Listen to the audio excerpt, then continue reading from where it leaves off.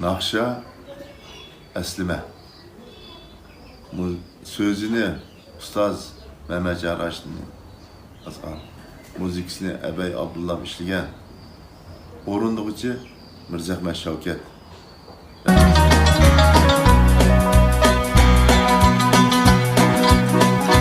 Bir mehel aramızdan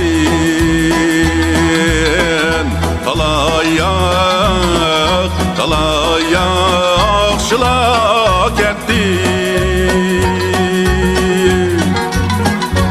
Bir mehel aramızdan talay yaxşılar ketdi. Yaxşılar yüreğide sansız nakşılar hak etti. Yaxşılar yüreğide sansız nakşılar hak etti.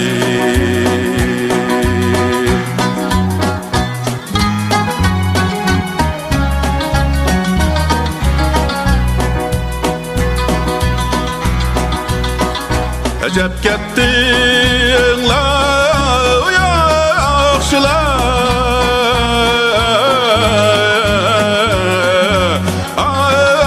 yaxşılar.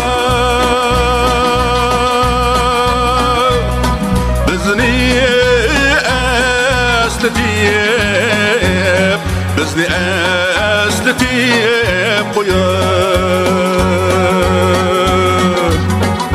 Ecep kettin la yaxşılar,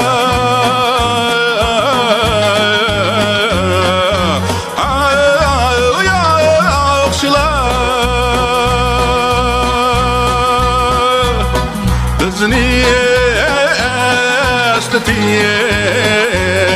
Bizni esletip koyup.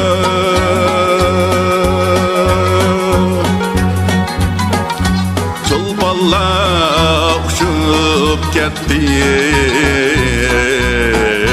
bizni yig'latib qo'yib. Çılpallar uçup ketdi, bizni esletib qo'yib.